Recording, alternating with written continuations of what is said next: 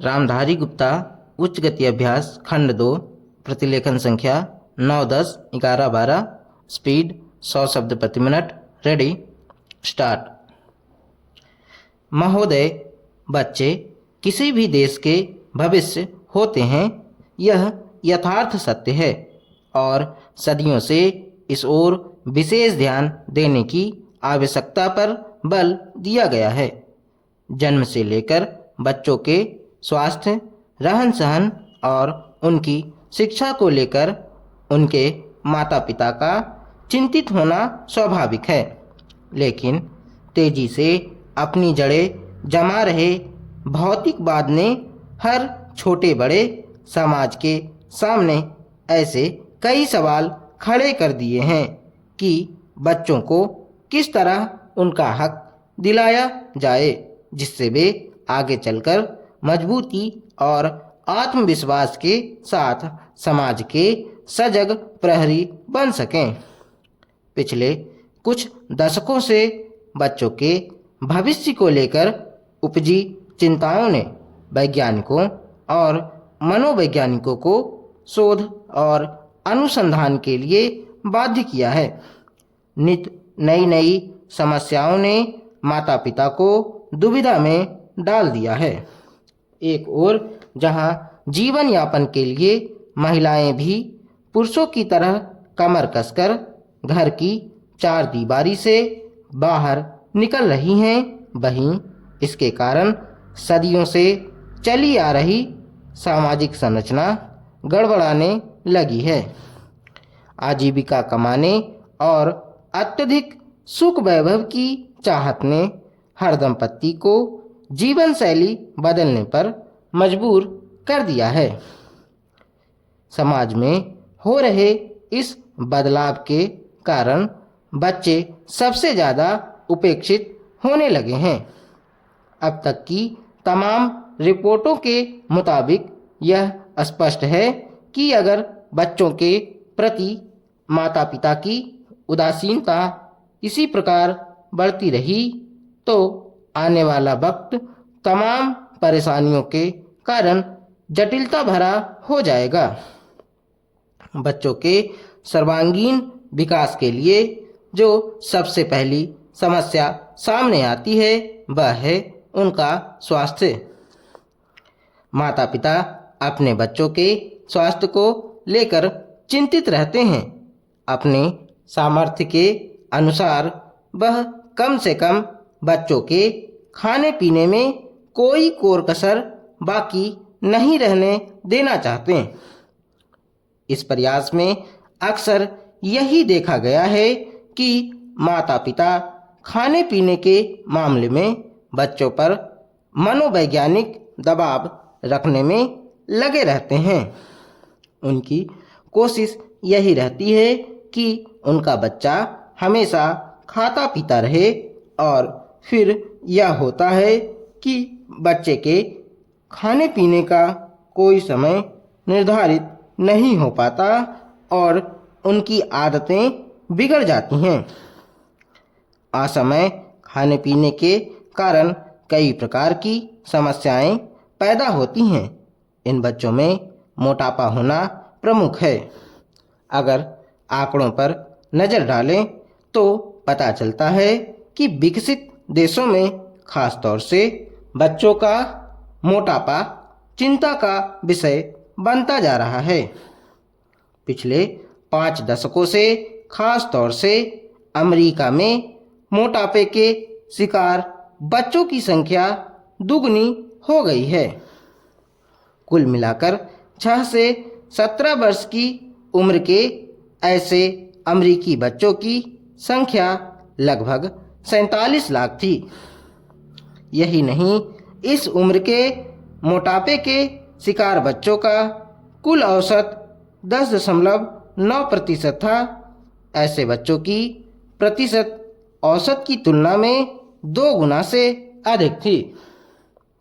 इनमें मोटापे के शिकार बच्चों की संख्या पिछले 10-12 सालों में काफ़ी तेजी से बढ़ी है।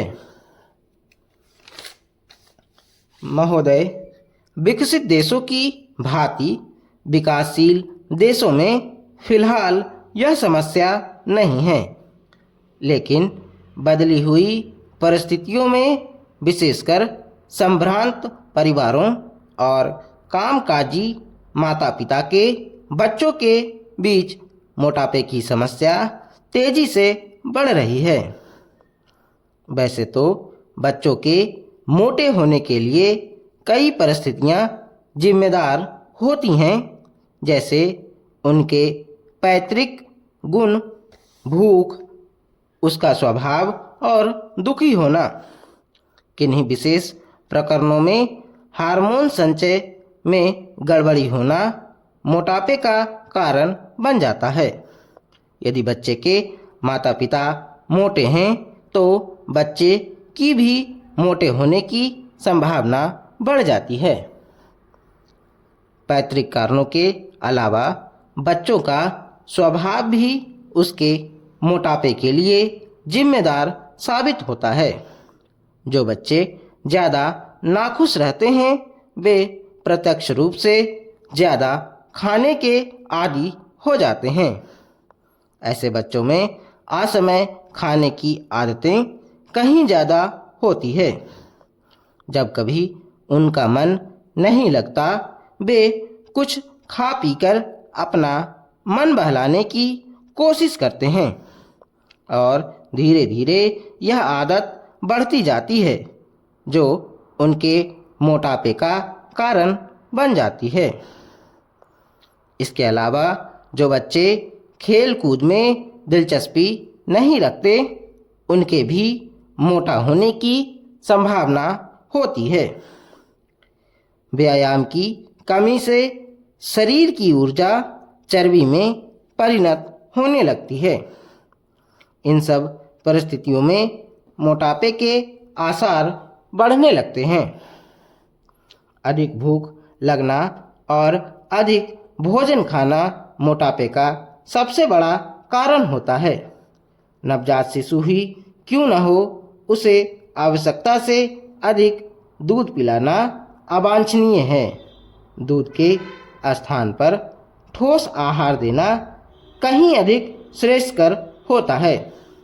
जैसे जैसे बच्चा बड़ा होता है उसके खाने पीने में खासकर इस बात का ध्यान रखा जाना चाहिए कि उसमें चर्बी बढ़ाने का कारण बनने वाले खाद्य पदार्थ खासकर घी, मक्खन आदि का इस्तेमाल अनुपात से ज़्यादा ना होने पाए। करीब 6-7 वर्ष से लेकर 14-15 वर्ष तक की उम्र के बच्चों का शारीरिक विकास अत्यधिक तेज हो जाता है।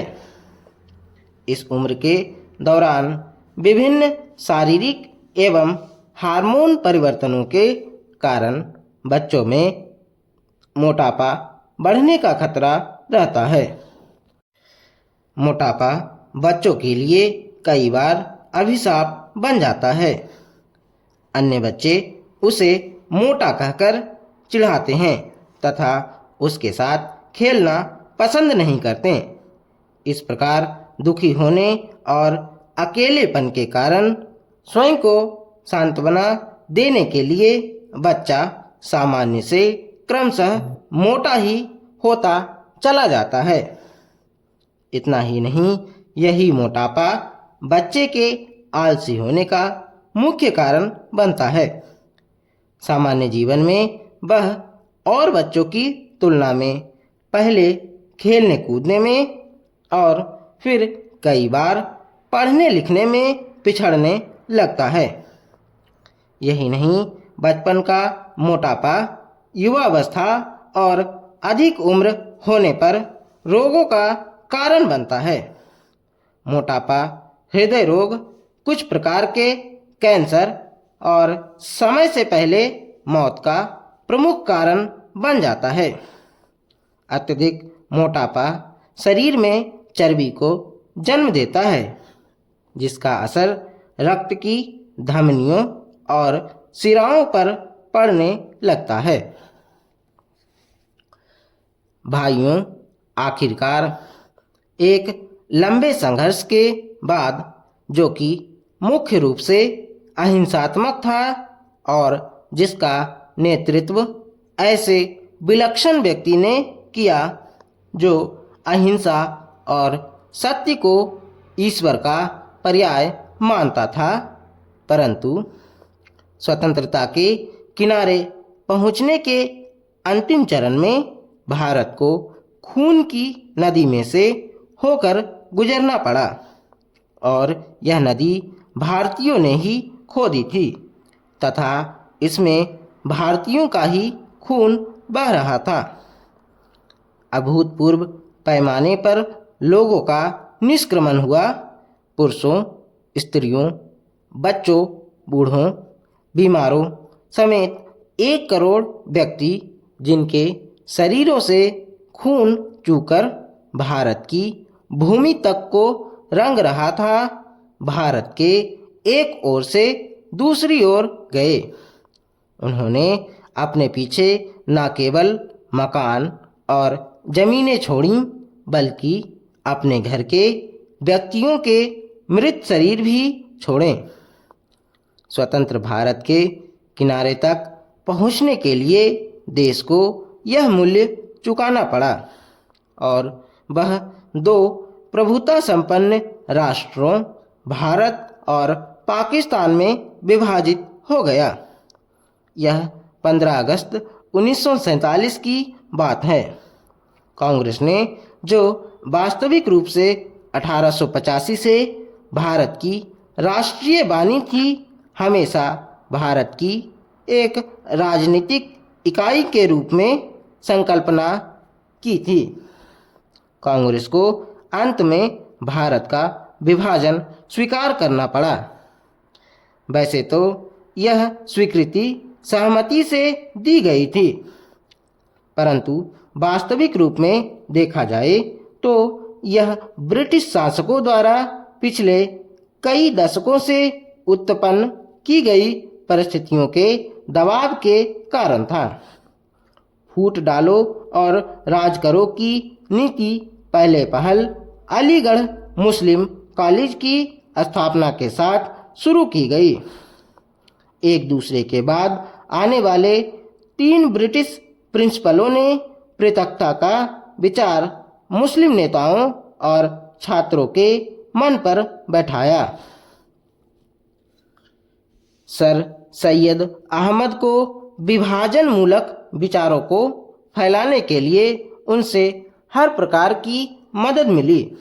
हम यह नहीं कहेंगे कि इसमें हिंदुओं का कोई दोष नहीं था, जो मुसलमानों से सामाजिक स्तर पर अलगाव बनाए रखते थे और आर्थिक दृष्टि से उनका शोषण करते थे।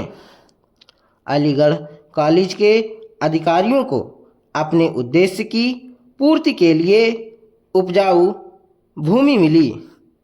यह सब कुछ पिछली शताब्दी के अंतिम वर्षों में हुआ।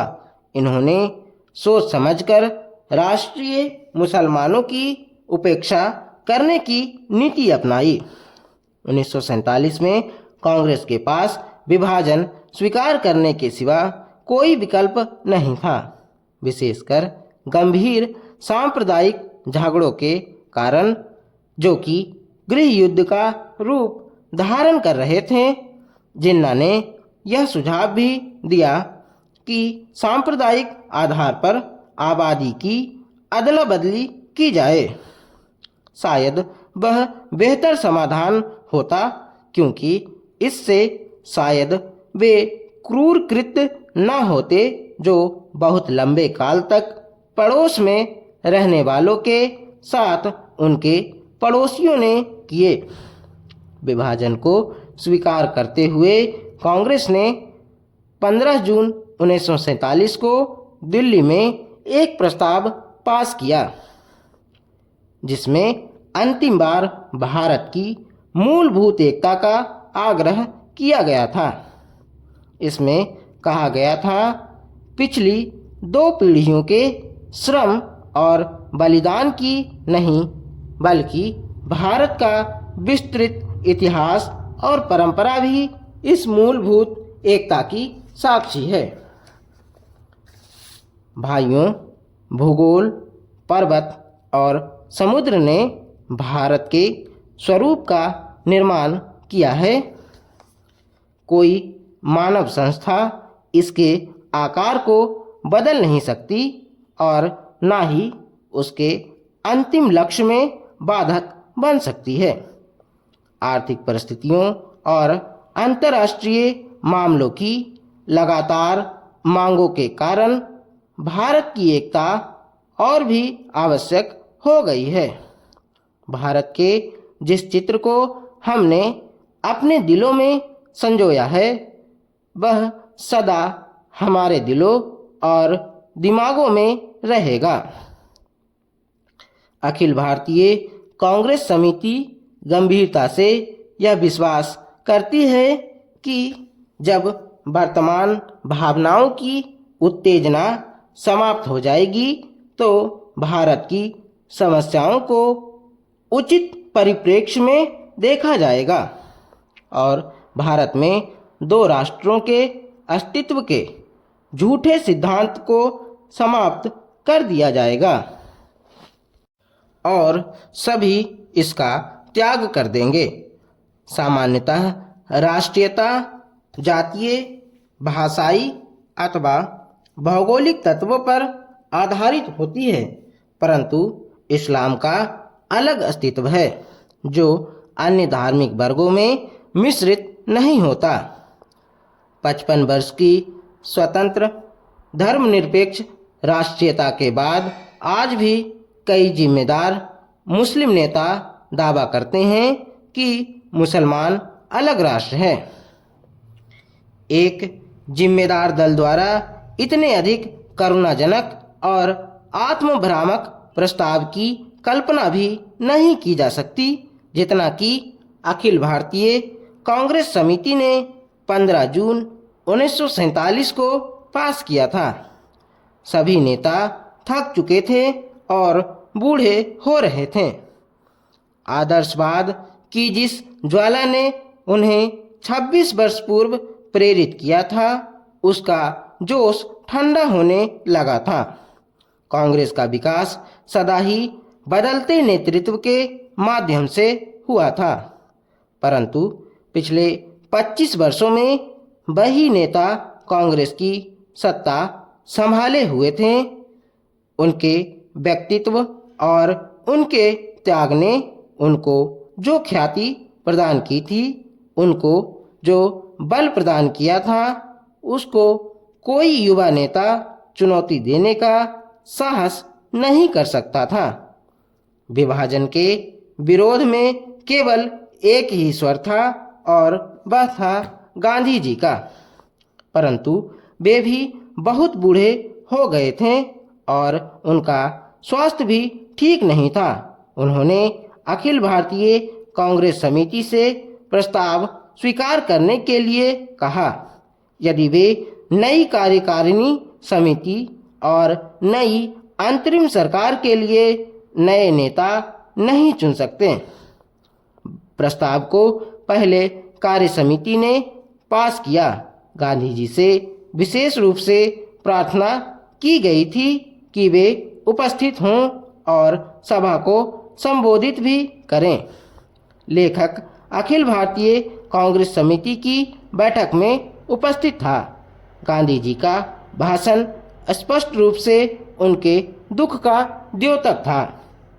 उन्होंने कहा कि उनके विचार सर्वविदित हैं, फिर भी उन्होंने अखिल भारतीय कांग्रेस समिति को प्रस्ताव पास करने की सलाह दी।